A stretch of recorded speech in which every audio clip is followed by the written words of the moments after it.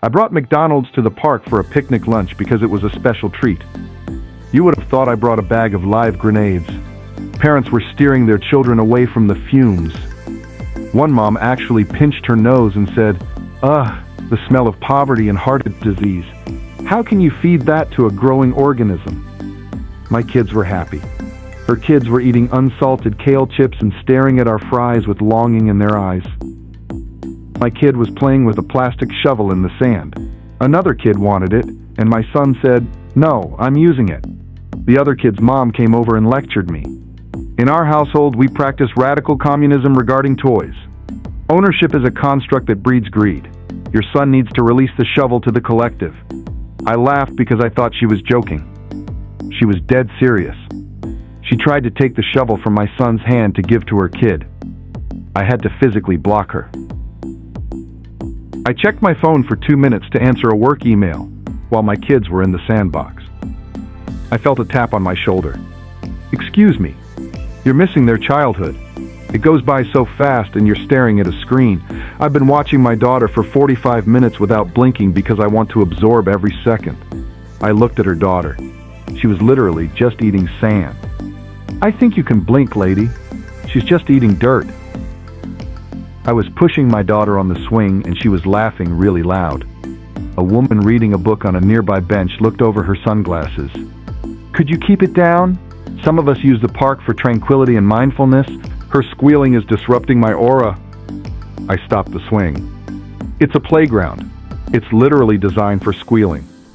She put her noise-canceling headphones on and glared at us for the next 20 minutes.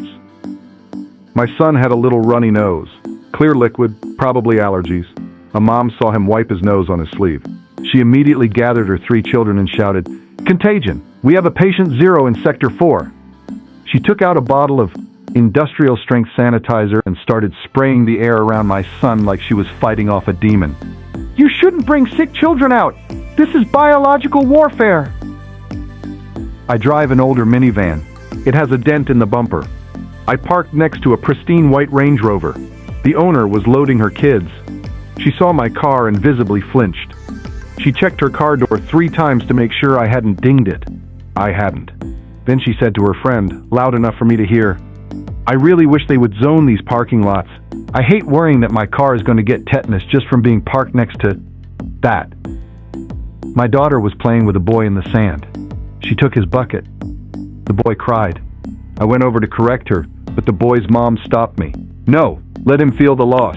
He needs to process the grief of theft. Don't intervene. This is a teachable moment about the cruelty of the world." The kid was 2. He didn't need a lesson on the cruelty of the world. He needed his bucket back. I was engaging in some helicopter parenting because the slide was really high and my kid is clumsy. A dad leaned against the fence and smirked. "You know, if you never let him fall, he'll never learn gravity." I let my son fall off the monkey bars last week. Broken wrist. But I bet he won't lose his grip again. Best lesson he ever learned. I stared at him. "You're proud that your kid broke his wrist?" "Pain is the best teacher," he said, sipping his kale smoothie. My friend and I were speaking Spanish to each other. We are both bilingual.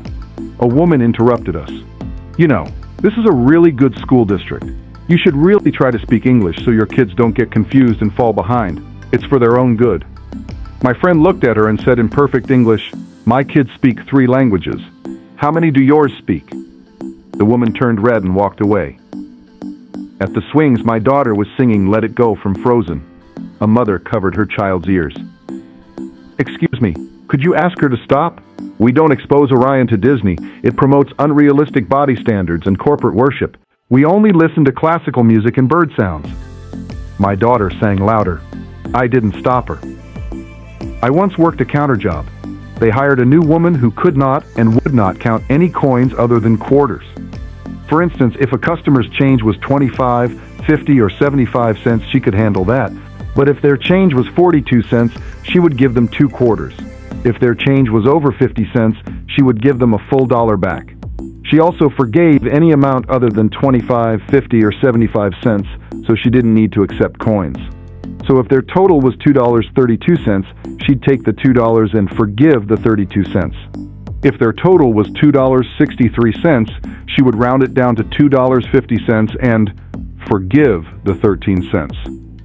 When management confronted her, she said that she figured the drawer would balance itself out.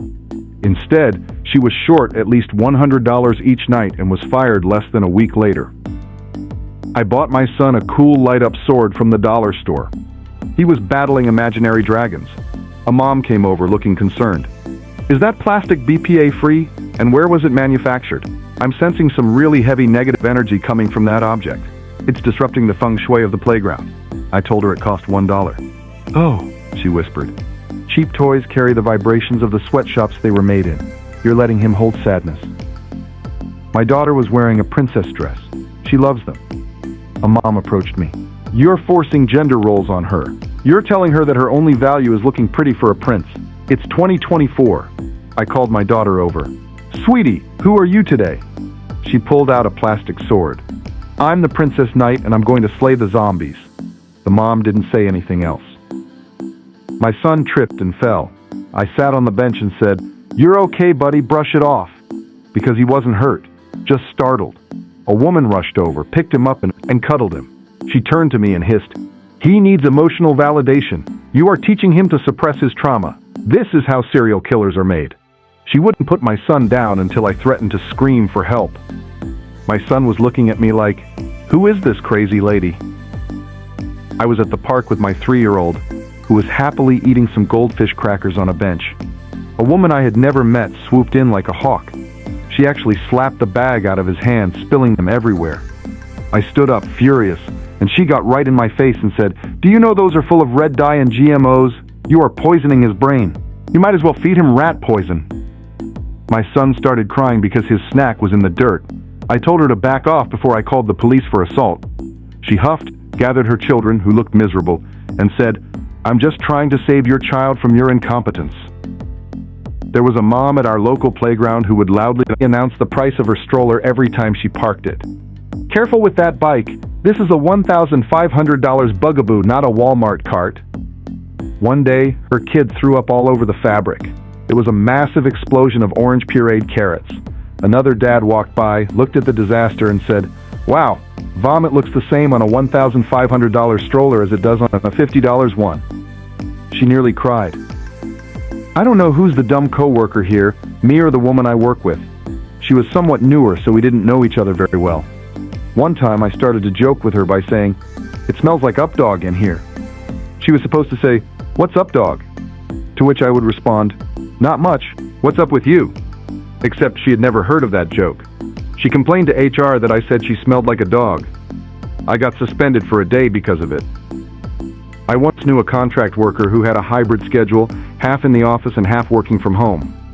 She was let go one day while working remotely. She then refused to return the company laptop until she was able to retrieve half a can of Pringles she had left in the employee break room. I once had a coworker who always showed up 2 hours early for his shift, but then clocked in a good hour late every day. He would pull into the parking lot, recline his seat, and fall asleep, but never set an alarm to wake him up again. A few of us coworkers would go out and knock on his window every day, but then we got tired of it. The boss then did it twice before he got tired of it as well and fired the guy. At a kitchen where I once worked, a new guy put glasses in the dishwasher right side up, so their openings were upward. When they came out of the cycle full of water, he insisted our dishwasher must have been broken.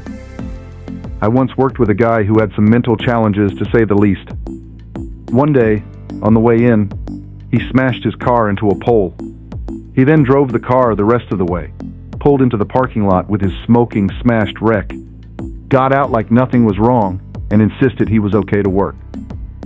For context, I'm a woman. One day I was having a casual chat with a male coworker. He jokingly called me dude, so I jokingly said it back to him. End of story, right? Wrong.